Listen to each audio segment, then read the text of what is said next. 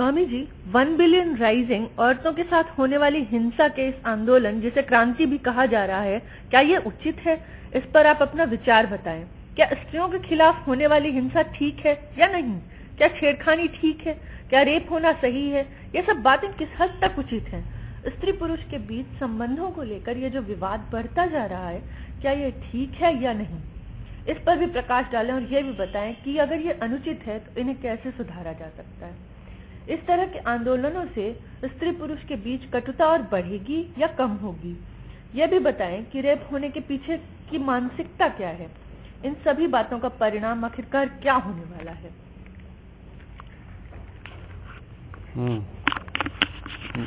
बहुत सारी बातें हैं और प्रश्न ही बहुत लंबा बनता है, लेकिन अगर तुमने पूछा है तो बात करेंगे। पहली बात तो यह है कि कुछ चीजें समझ लेनी चाहिए शुरुआत से ही। स्त्री और पुरुष, जब हम ये कहते हैं तो हमें ये लगता है कि ये दो चीजें हैं। स्त्री और पुरुष दो जातियां हैं इस पृथ्वी पे, और ये दो जातियां थोड़ी अनूठी हैं, क्योंकि मनुष्य जाति है। मनुष्य जाति में भी दो बंटवारे हैं। ये बंटवारे केवल शारीरिक स्तर पे नहीं हैं, ये मानसिक स्तर पे हैं, वैचारिक स्तर पे हैं, ये इमोशन के भी स्तर पे हैं, ये सभी स्तर पे हैं। गड़बड़ सिर्फ इस बात की होती है कि जब अधिकारों की बात होती है तो समान अधिकारों की बात होती है। समान अधिकारों के पीछे हम जो सोच लगाते हैं वो हम ये लगाते हैं कि दोनों बराबर हैं तो इनके समान अधिकार होने चाहिए। लेकिन जब ये दो हैं तो समान अधिकार नहीं हो सकते, दोनों के अलग अलग अधिकार हो सकते हैं। स्त्री और पुरुष ये दोनों मिलके ही मनुष्य जाति की खूबसूरती बनते हैं। कुछ लोग अपने राजनीतिक स्वार्थ के कारण एक बहुत बड़े विषाद को जन्म दे रहे हैं, जिसमें एक दिन वो खुद उलझेंगे ये उनको पता नहीं। मैं इस बात से सहमत हूं कि स्त्रियों पे जो अत्याचार होते हैं वो बंद होने चाहिए, लेकिन स्त्रियों पे अत्याचार होते हैं जब हम ये कहते हैं तो हम भूल जाते हैं कि अत्याचार से हम लड़ रहे हैं कि स्त्रियों पे अत्याचार से लड़ रहे हैं। स्त्री पे अत्याचार जितने होते हैं उतने ही लगभग पुरुष पे भी अत्याचार होते हैं। बस ये है, अत्याचारों की अपनी अपनी परिभाषाएं हैं जिनके कारण सारे मतभेद हैं। अभी थोड़ी देर के लिए 1 मिलियन राइजिंग की एक छोटी सी बात मैं छेड़ना चाहूंगा। क्या पूरी दुनिया में 201 देशों में एक साथ ऐसा होना ये आकस्मिक घटना है या इसके पीछे एक प्लान है? और ये प्लान अभी जल्दी नहीं तैयार किया गया है, ये प्लान बहुत लंबे समय से चल रहा है। निश्चित ही ऐसा लगता है कि ये प्लान कम से कम सालों से सोचा जा रहा था और वैलेंटाइन डे की सारी बातों को दबा के कल इसको उभार के लाया गया। यानी कि वैलेंटाइन जो पूरी दुनिया में एक मनाया जाता था प्रेम दिवस के रूप में, उसे महिला आंदोलन का दिवस रूप दे दिया गया। और ये एक और दुर्घटना घटी, क्योंकि प्रेम पे ही प्रहार हो गया। प्रेम एक ऐसी चीज है जो स्त्री पुरुष को जोड़ने का और इस पृथ्वी पे सौंदर्य बढ़ाने का काम करती है। आज जब स्त्रियां कहती हैं कि सभी स्त्रियां पुरुषों के शोषण का शिकार हैं, माना जाता है कि लगभग 90% स्त्रियां किसी न किसी के शोषण का शिकार हो रही हैं। अगर इन्हीं स्त्रियों से पूछो, कोई स्त्री कहेगी कि उसका भाई शोषण करता है, कोई स्त्री कहेगी कि उसके बेटे ने शोषण किया, कोई स्त्री कहेगी उसका पति शोषण करता है। अगर वो ये कहती है तो बात समझ में आती है। थोड़ा सा मामला सबसे ज्यादा जो यहां पे स्टार्ट होता है वो कहीं ना कहीं रेप केसेस से जुड़ी हुई बातों के तहत होता है। कुछ विज्ञान हैं जिनसे स्त्रियां परिचित नहीं है और जिनसे बहुत पुरुष भी परिचित नहीं। उस विज्ञानों पे थोड़ी सी बात करेंगे। एक स्त्री के लिए जब वो किसी से प्रेम करती है तो उसके लिए प्रेम की परिभाषा बहुत भिन्न है। पहला, उसे स्वतंत्रता की चाह होती है, उसे समझ की चाह होती है, उसे प्रेम की जरूरत होती है। स्त्री के प्रेम में सेक्स का योगदान केवल 10% है। जब स्त्री किसी से प्रेम करती है तो उसके लिए सेक्स का योगदान 10% है, और पुरुष जब किसी से प्रेम करता है तो उसके लिए सेक्स का योगदान 90% है। उसके लिए 90% सेक्स सेटिस्फैक्शन है, सेक्स से रिलेटेड है। स्त्री के लिए 10% जो है वो सेक्स से रिलेटेड है। 90% इमोशन और चीजों पे डिपेंड करता है। उसके भी कारण हैं, जैसे कि एक पतला दुबला आदमी हो, छोटा सा पेट हो, ज्यादा काम ना करता हो, तो उसकी 2 रोटी जरूरत हो सकती है, और वो 2 रोटी की ही उसके ऊपर जैविक दबाव होगा। शरीर रोज उससे 2 रोटी की मांग करेगा और वो उसे देनी पड़ेगी। कोई बहुत मोटा व्यक्ति हो, बहुत हष्ट-पुष्ट हो, काफी ऊर्जा खर्च करता हो, तो उसे ज्यादा रोटी की रिक्वायरमेंट होगी। हम सब कहीं ना कहीं जैविक दबाव में जीने वाले लोग हैं। हम सब एक विशेष तरीके के जैविक दबाव में जीते हैं, जिस दबाव में भोजन भी है, पानी भी है, सांस भी है। हर चीज हमें एक दबाव के तहत हमको लेके चलती है। इसमें सेक्स का भी एक बहुत बड़ा योगदान है। स्त्री और पुरुष में यह संभावना थोड़ी अलग अलग होती है। अभी जो वैज्ञानिकों ने खोज की है नई, उससे यह सिद्ध हो गया है कि पुरुषों के स्पर्म्स में अलग अलग तरीके के बच्चों के जन्म की संभावना होती है, और वो अलग अलग तरीके, जैसे कि किसान होता है, अगर वो बाजार में जाए और अलग अलग तरीके के बीज लाए, तो हर बीज जो है अलग अलग तरीके की भूमि की मांग करेगा। हर बीज का अपना एक रिक्वायरमेंट होगी। यदि तुम कोई भी बीज लाके कहीं भी भूमि पे डाल दो तो जरूरी नहीं है वो जम जाए। हर बीज को अलग अलग भूमि की रिक्वायरमेंट होती है। उसी प्रकार स्पर्म्स के लिए भी, आदमी के जो शुक्राणु होते हैं उसके लिए भी अलग अलग तरीके के रिक्वायरमेंट्स होती हैं।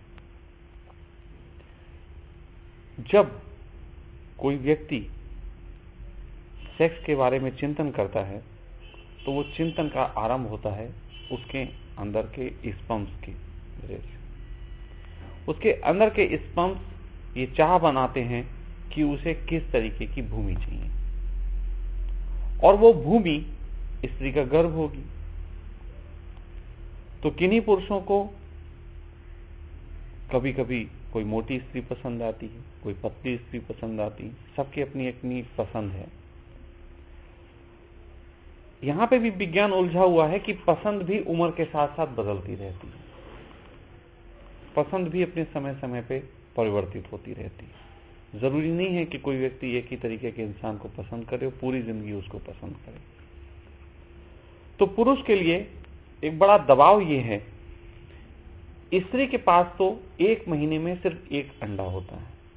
वो 1 अंडा एक रिक्वायरमेंट से भरा होता है कि यदि उससे संबंधित उसे बीज मिल जाएगा तो वो एक बच्चे के जन्म का कारण बन सकता है, और उसका कोई योगदान नहीं है कि बच्चा कैसा होगा। सिर्फ इतना ही योगदान है कि जब वो गर्भ में आ जाए तो वो उसको शारीरिक रूप से जो भी जरूरतें होती हैं उसको स्त्री पूरी कर सके। ये योगदान स्त्री के हैं। स्त्री उसके अंदर के बीज से छेड़खानी करने की ज्यादा काबिलियत नहीं रखती है काबिलियत। कुछ छेड़खानियां हो सकती है, लेकिन पूर्ण छेड़खानी वो नहीं कर सकती। इसीलिए स्त्री के पूरे महीने में स्त्री को सिर्फ 1 अंडे का दबाव झेलना पड़ता है, सिर्फ 1 अंडे का। और एक पुरुष के पास एक दिन में 30 लाख शुक्राणु बनते हैं, 30 लाख। और 30 लाख शुक्राणु नहीं है जो सिर्फ एक ही तरीके की भूमि की डिमांड करें। प्रतिदिन उसको जो है 30 लाख शुक्राणु जो कि अलग अलग तरीके की भूमि की मांग कर रहे हैं, उनके दबाव में जीना पड़ता है। इसीलिए पुरुष ज्यादा स्त्रियों की तरफ आकर्षित होता है, उसका आकर्षण अलग अलग स्त्रियों की तरफ होता है। सामाजिक मजबूरियों में ऐसा संभव नहीं है कि उसको इतनी सारी स्त्रियां उपलब्ध हो सकें, लेकिन यदि उपलब्ध हो सकें तो निश्चित ही वो चाहेगा कि किसी के लिए जो है वो समर्पण करे, लेकिन उसकी जो अंदर के स्पर्म्स रिक्वायर कर रहे हैं वो बहुत बड़े हैं। तो यही कारण है कि पुरुषों में कामुक वृत्ति अधिक होती है, क्योंकि उनके ऊपर जैविक दबाव सेक्स का अधिक होता है। इसीलिए वो जब स्त्री से संबंध में आते हैं तो उनके लिए सेक्स सबसे बड़ी मांग होती है। अब एक दुर्घटना घटी।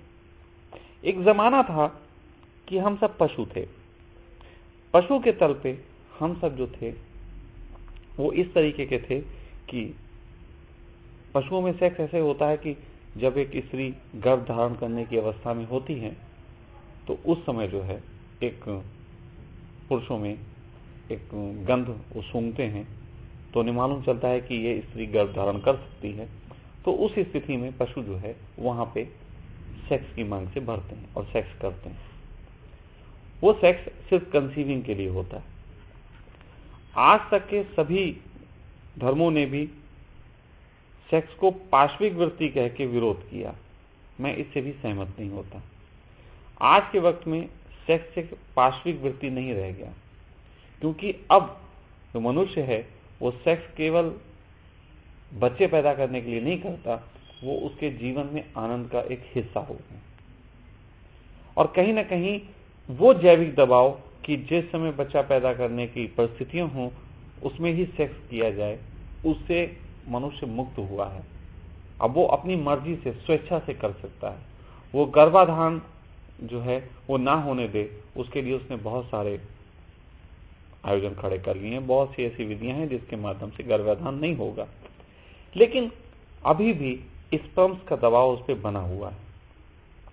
मैं समझता हूं कि आने वाले कुछ 100 सालों बाद हम लोग किसी भी तरीके से उस स्पर्म्स के दबाव से भी मनुष्य को मुक्त कर सकते हैं, पुरुषों को मुक्त कर सकते हैं।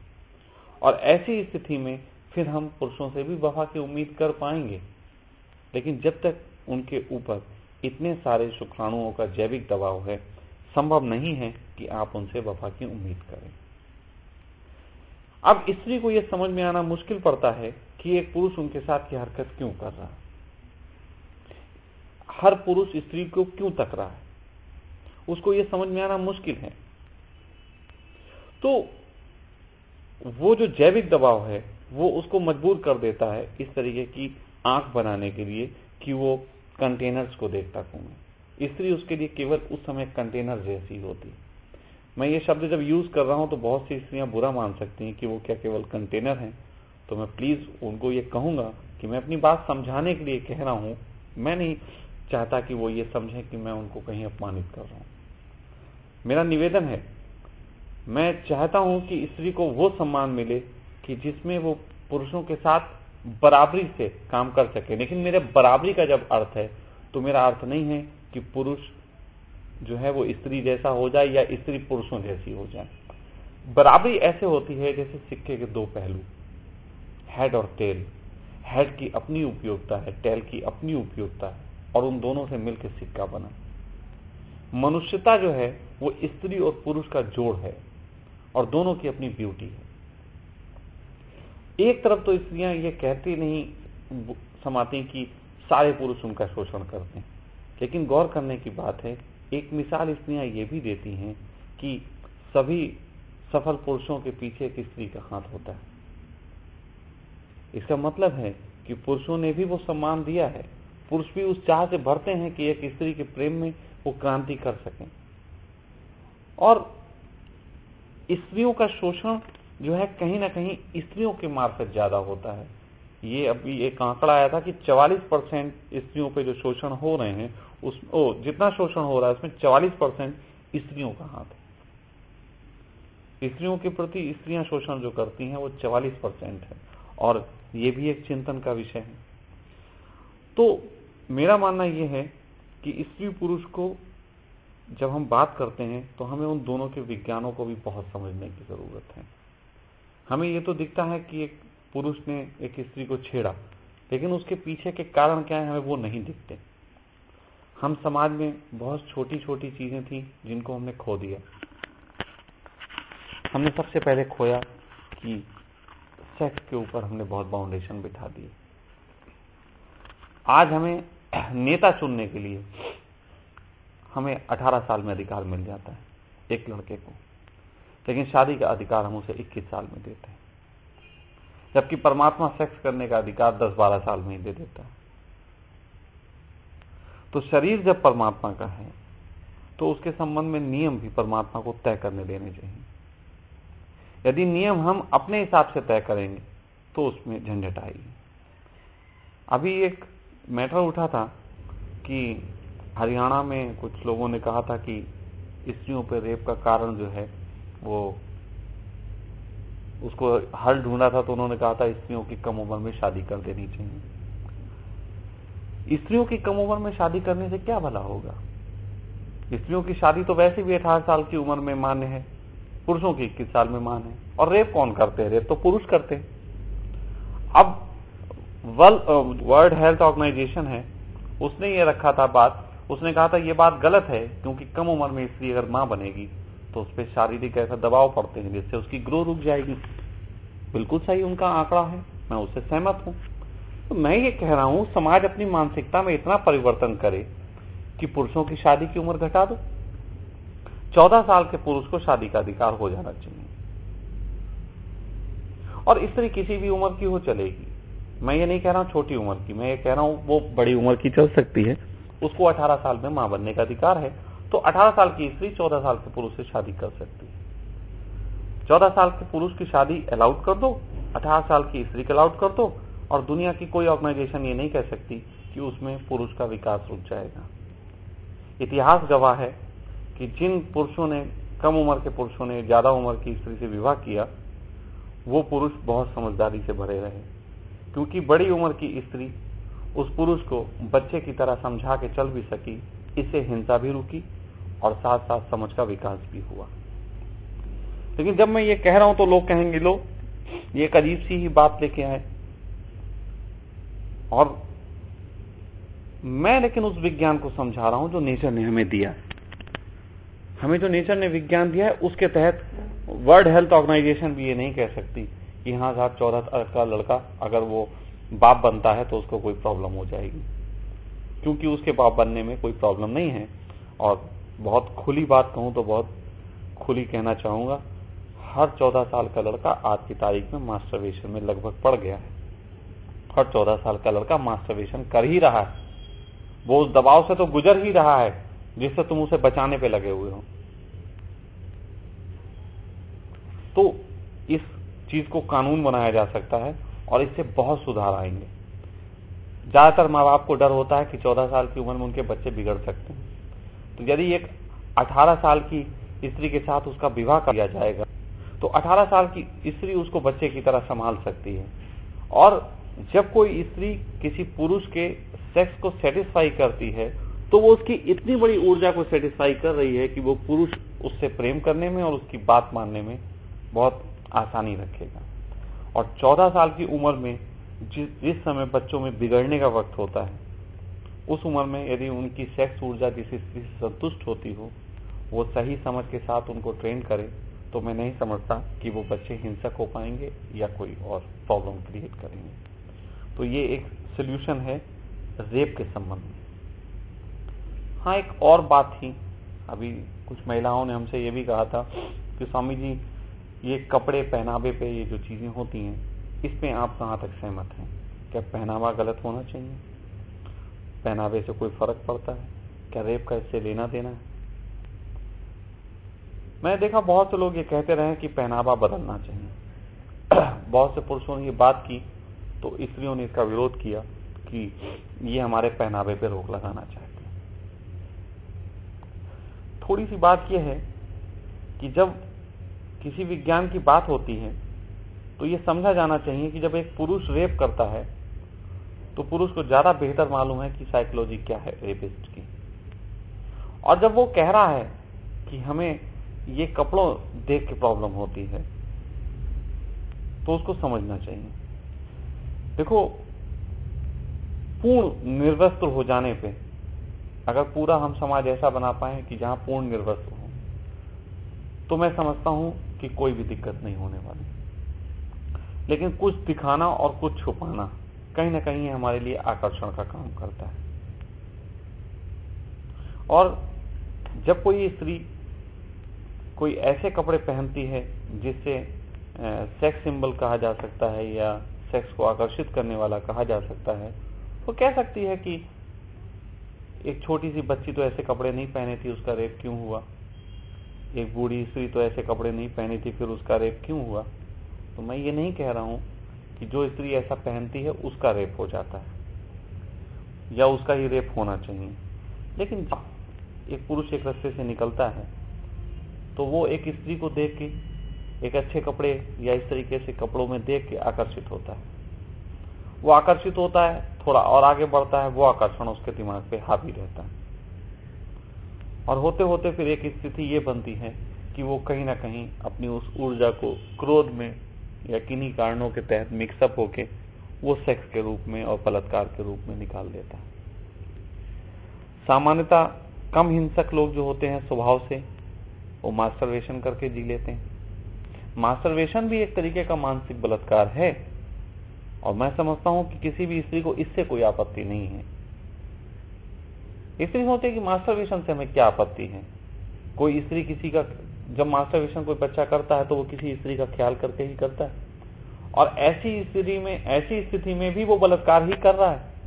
बस यह है कि बलात्कार वो स्त्री के साथ नहीं हो रहा, लेकिन मानसिक बलात्कार तो है, वो एक विकृति का काम तो करता है। और आप जब इस तरीके के आकर्षण पैदा करते हैं तो आपके लिए भी कितने तरीके के लोग इतनी गंदी सोच से भरे हैं, आप उसको नहीं देख पाते। तो मैं ये कहूंगा कि सबसे पहले तो जरूरत यह है कि समाज में सेक्स को समझा जाना चाहिए। अब देखो, एक तरफ बहुत सी ऐसी महिलाएं हैं जो प्रोस्टिट्यूशन को अपना बिजनेस बनाना चाहती, आप उस पर रोक लगा देते हो। ठीक है, मैं कहीं हद तक ऐसा नहीं सहमत हूं कि स्त्रियों को प्रोस्टिट्यूशन में आना चाहिए, मैं उसके विरोध में हूं। लेकिन जब एक तरफ आ ही रही हैं और इतना बड़ा एक वर्ग चल ही रहा है, तो क्यों ना हम इसको अपराध की श्रेणी से मुक्त करें।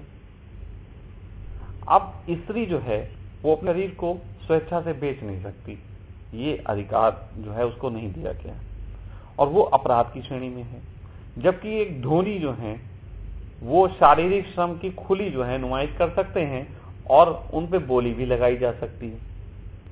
खुले क्रिकेट खिलाड़ी बिक रहे हैं, आखिर अपना शरीर ही तो बेच रहे हैं। एक व्यक्ति श्रम कर रहा है, मजदूर श्रम कर रहा है, वो अपना शरीर ही तो बेच के पैसा कमा रहा है। तो जो स्त्रियां ऐसा कर ही रही हैं तो उनको इस अपराध से मुक्त किया जाना चाहिए। ऐसे में समाज में वो लोग जो कि प्रेम के माध्यम से सेक्स को नहीं पा पाते, वो इस तरीके से सेक्स को सेटिस्फाई कर सकते हैं, और इससे भी अपराधों में कमी आएगी। लेकिन आज की तारीख में इतना भय बना दिया है कि आदमी सरलता के साथ जो है वो किसी वैश्या तक भी नहीं पहुंच सकता। उसके लिए भी इतने उल्टे सीधे रास्ते हैं कि जिससे आदमी सिर्फ अपराधी बनता है। अभी इसमें ये जो बात आई है, तुमने बड़ा अच्छा प्रश्न किया था कि स्त्री पुरुष के बीच कटुता और बढ़ेगी तो क्या हो जाएगा, ये जो आंदोलन है ये किस रूप में कहां तक पहुंच सकता है। देखो, सबसे पहली बात तो यह है कि यदि इस तरीके की स्त्रियां पुरुषों का विरोध करती रहीं तो कहीं ना कहीं ये दोनों जातियां आपस में हिंसक हो जाएंगी, और ज्यादा हिंसक। इन दोनों में बीच में जो है मतभेद बढ़ेंगे, एक दूसरे के लिए प्रेम कम होगा, और केवल दोनों ही जातियां एक दूसरे के लिए यूज एंड थ्रो हो जाएंगी। स्त्री पुरुषों का इस्तेमाल करेगी, पुरुष स्त्री का इस्तेमाल करेंगे, और ये बहुत ही गंदा स्वरूप हो जाएगा। मैं एक ऐसी बात कहने जा रहा हूं जो मुझे भविष्य के संबंध में दिखती है। मैं कभी नहीं चाहूंगा कि वो पूरी हो, लेकिन जो दिख रही है वो मैं कह देना चाहूंगा। स्त्री को अभी तक पुरुषों की एक बहुत बड़ी जरूरत होती थी, और वो थी कि बच्चे पैदा करने के लिए पुरुषों का सहयोग। लेकिन अब विज्ञान वहां पहुंच गया है कि जहां पे स्त्री को बच्चे पैदा करने के लिए पुरुषों के सहारे की जरूरत नहीं, और पुरुष सिर्फ इस वजह से बहुत सारे शोषण भी करते हैं। तो कहीं ना कहीं ऐसी मानसिकता को भी जन्म दे सकती हैं कुछ औरतें, कुछ लोग अपने राजनीतिक फायदों के कारण, कि वो अब पुरुषों से शादी और प्रेम ही बंद कर दें। स्त्रियों को बच्चों की जरूरत है और वो बच्चा पैदा कर सकती हैं, और वो बच्चा भी केवल लड़की ही होगा, लड़का नहीं। क्लोनिंग विधि से ऐसा संभव है। और अगर कहीं ये विचार, जिस तरीके की बातें लग रही हैं, ये विचार जन्म जाएगा, और अगर ये विचार जन्मता है तो इस पूरे प्लैनेट से बहुत ही कम वर्षों में सभी पुरुषों का सफाया हो जाएगा। क्योंकि पुरुष जो हैं वो फिर पुरुष नहीं कर सकते पैदा, लेकिन स्त्री जो है वो बिना पुरुषों की मदद के स्त्री को जन्म दे सकती है, और स्त्रियों का एक संसार होगा, लेकिन वहां कोई गरिमा नहीं होगी। स्त्रियां तो होंगी, आजादी तो होगी, लेकिन स्त्री का फिर कोई भी आनंद नहीं रह जाएगा, क्योंकि सभी आनंद जो हैं वो पुरुषों से रिफ्लेक्ट होके आते हैं। आज अगर स्त्रियां अच्छे कपड़े पहन के निकल रही हैं तो स्त्रियों को आंदोलित करने के लिए नहीं पहन रही हैं, वो पुरुषों को आंदोलित करने के लिए पहन रही हैं। स्त्री अगर आज प्रेम कर सकती है तो वो पुरुष से कर सकती है, करने को स्त्रियां स्त्रियों से भी प्रेम कर रही हैं, लेकिन वो एक और कारण है, एक अलग कारण, जिस पे मैं अभी चर्चा नहीं करना चाहता। तो कहीं ना कहीं स्त्री आंदोलन को मैं इस दिशा में पहुंचता हुआ देख रहा हूं, और वो बहुत गलत दिशा होगी।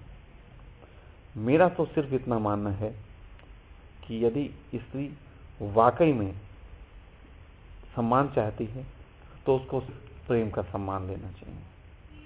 सिर्फ प्रेम का सम्मान ही पर्याप्त है।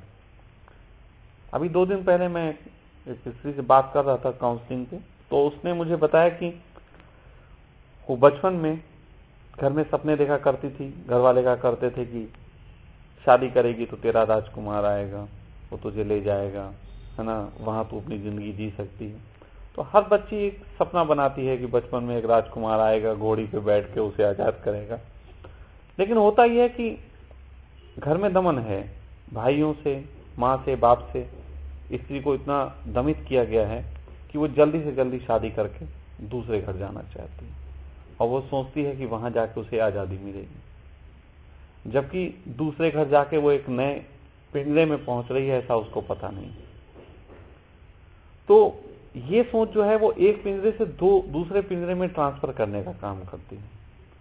यदि स्त्री वाकई में स्वतंत्रता चाहती है और चाहती है जगत में गरिमा में हो, तो उसको प्रेम करने का अधिकार मांगना चाहिए। एक जमाना था हमारे देश में स्त्रियों का सम्मान था जब उनका स्वयंवर होता था।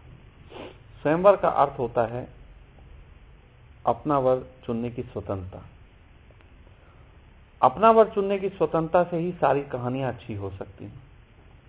यदि एक स्त्री को उसका वर चुनने की स्वतंत्रता होगी तो वो अपना वर हर एक को नहीं चुन लेगी, वो देखभाल के चुनेगी, वो पहचान के चुनेगी, और जब वो पहचान के चुनेगी तो पुरुषों को उसके तरीके से चलना पड़ेगा, तो पुरुषों को उसके कंट्रोल में आना पड़ेगा। वो कंट्रोल में आने का एक सभ्य सलीका होगा, वो ऐसा सलीका नहीं होगा कि उसके लिए हमें सरकार से कोई नियम मांगने पड़े, बल्कि प्रेम में आदमी समर्पण में सब कुछ कर देता है। हमारे एक बहुत अच्छे मित्र थे, वो एक बात कहा करते थे कि पुरुष के दिल को जीतना हो तो उसका रास्ता उसे पेट से गुजरता है। यदि स्त्री उसको भोजन अच्छा दे सके तो वो तिजोरी पे कब्जा कर सकती है। घर की तिजोरी की चाबी स्त्री के पास आ सकती है बिना किसी भय के, सिर्फ पुरुष को संतुष्ट करती हैं। लेकिन आज स्त्री बैंक बैलेंस पे कब्जा करना चाहती है, वो अपने बैंक बैलेंस पे। तिजोरी की चाबी तो ऐसे ही वो तुम्हारे चरणों में डाल देगा। वो धन कमाता ही स्त्री के लिए। जिस आदमी की जिंदगी में जो है स्त्री ना हो, वो धन कमा ही नहीं सकता, उसे उसकी जरूरत ही नहीं पड़ेगी। और अगर इन सब चीजों को समझा जाए, प्रेम की आजादी की मांग की जाए, तो स्त्रियां खुद जानती हैं कि वो यही सबसे ज्यादा चाहती हैं। कितनी लड़कियों से और कितने लोगों से मेरी चर्चा जब होती है तो मैं महसूस करता हूँ, किसी लड़की से पूछो कि तुम क्या कर रहे हो, कोई कहती है MBA कर रहे हैं, कोई इंजीनियरिंग, कोई डॉक्टर। मैं पूछता हूँ इसे क्यों करना है, आगे चल के क्या करना है, तुम्हें समाज सेवा, देश सेवा करनी है। तो बात देश सेवा की कोई कोई करती हैं, नहीं जहां तक नहीं हम आगे पढ़ लिख जाएंगे तो अपनी मर्जी से जी सकेंगे। अपनी मर्जी से जीने के कारण आप ऐसा करते हैं।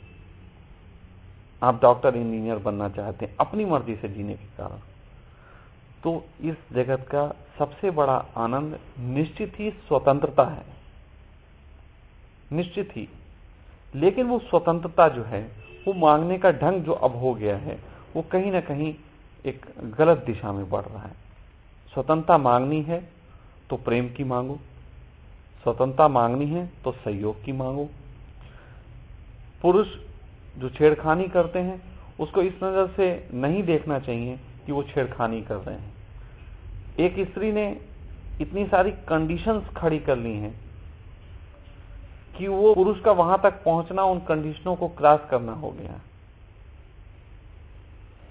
एक स्त्री बोरका पहनना क्यों पसंद नहीं करती, कभी सोचा? वो बोरका पहनना इसलिए पसंद नहीं करती कि पुरुष उसको देखेगा नहीं। क्या देखेगा?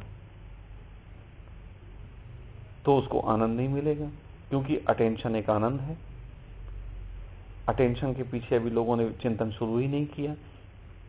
मेरे देखे तो दुनिया में सबसे बड़ा आनंद अटेंशन का है। लोग उसे अटेंशन दें। लोग अच्छे घर बनाते हैं अटेंशन के लिए, अच्छी कार खरीदते हैं अटेंशन के लिए, अच्छे कपड़े पहनते हैं अटेंशन के लिए, जितने काम करते हैं दूसरों को अटेंशन पाने के लिए। तो अटेंशन से एक ऊर्जा मिलती है जिसको सब पाना चाहते हैं, स्त्रियां भी पाना चाहती हैं। लेकिन एक तरफ तुम अटेंशन के आयोजन करोगे और दूसरी तरफ कोई अटेंशन दे तो तुम उसे मिसबिहेव करना बोलोगे, तो फिर ये बात तो नहीं चलेगी।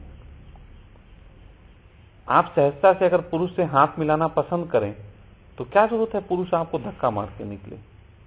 ऐसा भी तो हो सकता है कि अगर कोई पुरुष कहे हेलो तो उससे हाथ मिलाया जा सकता है, उसमें क्या अपराध हो जाएगा। अगर हेलो संस्कृति हम शुरू कर दें, जो पहले नमस्कार संस्कृति थी, तो मैं समझता हूं कि 80% जो छेड़खानी है लड़कियों के प्रति वो बंद हो जाएगी। क्योंकि हेलो करके अगर कोई तुमसे हाथ मिला लेगा तो इसमें बहुत क्या घिस जाएगा। उसको इतना सेटिस्फेक्शन है कि हम इतना टच करके फील कर पाए। लेकिन अब हालत ये हो गई है कि हम इतने भयभीत हो गए हैं कि अभी मैं एक स्टेशन पे था, वहां अनाउंसमेंट हो रहा था अजनबी से दोस्ती ना करें, किसी अनजान आदमी का दिया हुआ कुछ ना खाएं, सावधान रहें। तो हमें तो हर जगह डराया जा रहा है। आखिर पुलिस इतनी सावधान क्यों नहीं है कि ऐसे लोगों को पकड़े? ये पुलिस क्या कर रही है? बल्कि उल्टा हालत ये हो गई है कि रात को 12 बजे घूमने निकलो तो पुलिस वाले कहते हैं कहां घूमने निकले। एक बार मैं जा रहा था, रात में एक लड़के ने थोड़ा सा सुसाइड करने की कोशिश की तो मुझे बुलाया गया, मैं वहां जा रहा था तो पुलिस वालों ने रोका। तो मैंने कहा भाई क्या कहने, आप इतनी रात में कहां जा रहे हैं? तो मैंने कहा कहीं जाना है, मुझे काम से जरूरी पहुंचना है, जरूरत है मेरी। कहने आप इतनी रात को निकलते हैं, कोई घटना हो जाए? तो हमने कहा घटना होगी कैसे, आप लोग किस लिए? अब आप ही लोग कोई घटना कर दो तो एक अलग बात है, हमें रोक के आप ही लोग घटना कर रहे हो। आपके होते हुए तो हमें सुरक्षा से निकलना चाहिए था, अब आप ही लोग टेरर बना दे हो तो बात अलग की है। तो इस तरीके की जो सोच बन गई है ये बहुत गलत है। मेरा बार बार सिर्फ एक ही चीज का कहना है कि कम से कम स्त्री आंदोलन को एक प्रेम आंदोलन के तहत चलना चाहिए। प्रेमियों का आंदोलन ज्यादा बढ़िया बात है। बहुत चीजों का हल जो है प्रेम से खोजा जा सकता है, इसको इस ढंग से लेने की जरूरत नहीं है। तो मैं समझता हूं कि मेरी बातों में जो भी आपने बातें पूछी थी सब हुई, और कोई प्रश्न अगर रहा हो तो आप बोल सकते हैं। अभी ये मानसिकता, रेप की मानसिकता क्या है, तो रेप होने के पीछे क्या मानसिकता है, ये अभी क्लैरिफाई नहीं हो पाया। देखो, मैंने जैसे कहा, रेप होने के पीछे जो मानसिकता है वो है सबसे पहला तो जैविक दबाव। जब एक व्यक्ति, जैसे कि अभी उन बच्चों ने जो रेप किया, अभी ये जो सबसे प्रसिद्ध रेप है उसी के पीछे बात कर लेते हैं, उससे पता लग जाएगा। जैसे कि वो 5-6 लड़के बैठे हुए थे, सिचुएशन कुछ ऐसी क्रिएट हुई होगी, 5-6 लड़के बैठे थे, सब लोग दमित हैं, कोई भी ऐसी जगह नहीं है जहां पे सेक्स की चर्चा ना हो रही हो, और आज की तारीख में कोई भी ऐसा मोबाइल नहीं है जिसके अंदर जो है अश्लील मूवीज ना पड़ी हो। ठीक है, अब देखो सिचुएशन कुछ ऐसी क्रिएट हुई। रेप केवल सेक्स का कारण नहीं बनता, केवल सेक्स के कारण कोई रेप नहीं कर सकता, कोई भी केवल सेक्स के कारण रेप नहीं होता। रेप होता कैसे है? वो लड़के बैठे होंगे, मस्ती चल रही होगी, उसके बाद वहां पे जो है शराब पी उन लोगों ने, शराब पी होगी, सेक्स की बातें की होंगी, और क्योंकि उनको प्रेम जीने को नहीं मिला, उनको सेक्स जीने को नहीं मिला, उसी समय एक लड़का लड़की उनको दिखा, उसको देख के वो जेलस फील किए, है ना। कुछ के अंदर शैतानी भी आई कि देखो यार ये जी रहा है और हम नहीं जी पा रहे। ऐसी कंडीशन में उन्होंने उसको लिफ्ट दिया, बैठाला, बात की। अब केवल बात भी की। अब देखो कई कारण थे, सेक्स की चाह थी, शराब का नशा था। नशे में आदमी की जो अपने ऊपर पकड़ होती है वो ढीली हो जाती है, और जो वो करना चाहता है वो फिर करता है, उसके ऊपर सब दबाव जो है हट चुके होते हैं। तो नशे के कारण दबाव हटा हुआ था। फिर वो जब उनको बैठा रहा तो ईर्ष्या भी थी उस लड़के के प्रति। अब ईर्ष्या हो गई और सेक्स हो गया, दबाव हटा हुआ था। साथ साथ फिर जब वो लड़के लड़की वहां बैठे तो वो इस तरीके से बैठे कि इन लोगों की जेलिस को वो घी डालने का काम था। वो लोग इतने इंटीमेटली बैठे थे कि इन लोगों को वो बुरा लग रहा था। इन लोगों ने कहा कि ऐसे ना बैठो। तो इस बात को लेके भी उस लड़के ने जब इनको बुरा भला कहा तो इनके ईगो पे भी चोट हुई, तो ईगो भी एक कारण बना। उसके बाद जब लड़ाई झगड़ा हुआ, लड़की ने काटा, ये सब चीजें बनी, तो वो मामला जो था वो कई सारे लोगों का मिक्सअप ग्रुप हो गया। ईगो भी था, सेक्स भी था, जेलिस भी थे।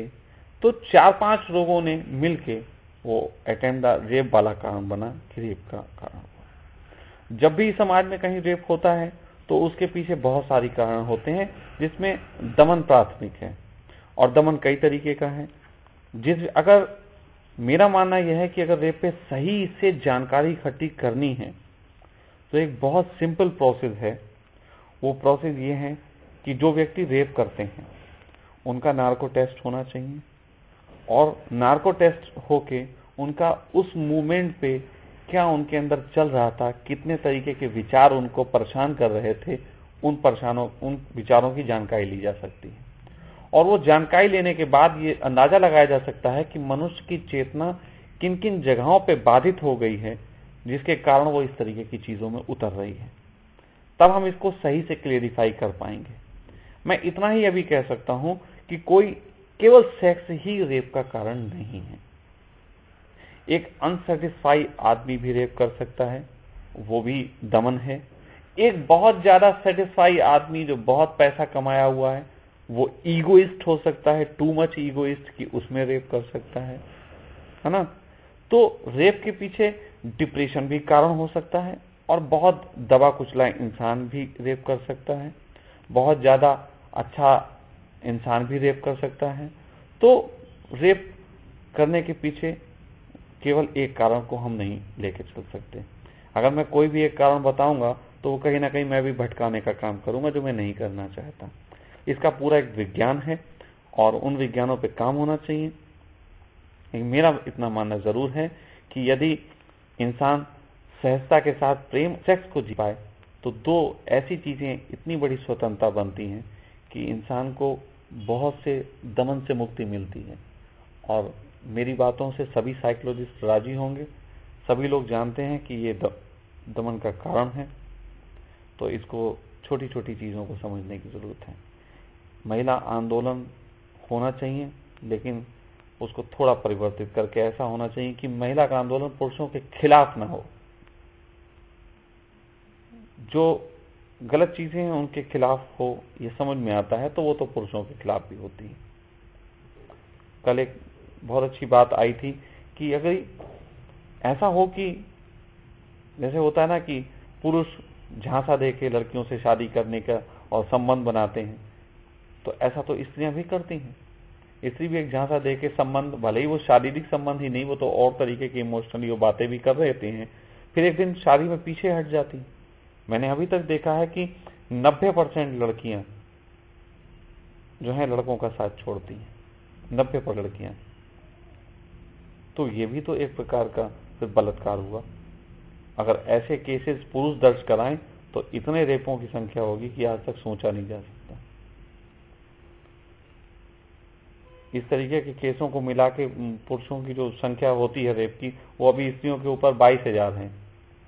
लेकिन अगर इस तरीके की सोच बना दी जाए कि फला लड़की ने वादा किया था, इतने दिन हमें घुमा फिरा के छोड़ दिया, ऐसी स्थिति में अगर पुरुष जो हैं जाके रिपोर्ट लिखाना शुरू कर दें, तो मैं समझता हूं हर शहर में 22,000 पुरुष निकलेंगे। हर शहर में 22,000 पुरुष निकलेंगे। तो हमें ये बहुत चिंतन करने की जरूरत है। अब दोनों तरफ से दमन है। दमित व्यक्ति ही दूसरे को दमित करता है। जब तक पुरुष दमित रहेगा वो स्त्री को दमित करेगा, जब तक स्त्री दमित रहेगी वो पुरुषों को दमित करेगी। कई तरीके के आयोजन चल रहे हैं, दोनों के दमन का रिफ्लेक्शन है। ऐसा कोई ना समझे कि पुरुष ने दमन किया फिर स्त्री दूसरे तरीके के दमन करती है। पुरुष दमन करता है कि स्त्री को चनकट मार देता है, स्त्री दमन करती है कि अच्छा खाना बना के नहीं देती। पुरुष जो है वो जाके स्त्री से बिना उसकी इच्छा के सेक्स करता है, तो स्त्री जो है वो अगले दिन बच्चों को पीट के तनाव का कारण पैदा कर देती है। तो कहीं ना कहीं हम दोनों ही इसके पीछे जिम्मेदार हैं और उसको समझने की जरूरत है। तो मैत्री तो लानी पड़ेगी। ये कोई ऐसा विषय नहीं है कि मैं बोलूं कि 2 घंटे में इसका समाधान दे सकता हूं, लेकिन एक एक छोटे छोटे पॉइंट्स पे इसकी बात कर सकता हूं कि वो पॉइंट्स जो हैं किस तरीके के काम करते हैं। तो मेरी इन बातों को सुन के प्रश्न बने, आप मुझे प्रश्न भेजो, मैं बात करूंगा। जितने भी प्रश्न होंगे छोटे छोटे बिल्कुल बातें होंगी, मैं उन पे भी बता सकता हूं कि क्या कारण है, और बहुत चिंतन करने की जरूरत है। बस मुझे बहुत पीड़ा हुई कि ये जो दिशा में बढ़ रही हैं स्त्रियां, ये बहुत अच्छी दिशा नहीं है और कहीं ना कहीं ये बहुत गलत आंदोलन का रूप ले सकती है। तो इसी विषय में इसलिए बात उठाई। ये 1 मिलियन जो भी मिशन है, इससे मैं सहमत नहीं हूँ। ये सब सहमत हो सकता हूँ जब ये अत्याचार के विरोध में हो, और अत्याचार किसी पे भी हो सकता है, उसके विरोध में इसे होना चाहिए। इतना ही याद करो।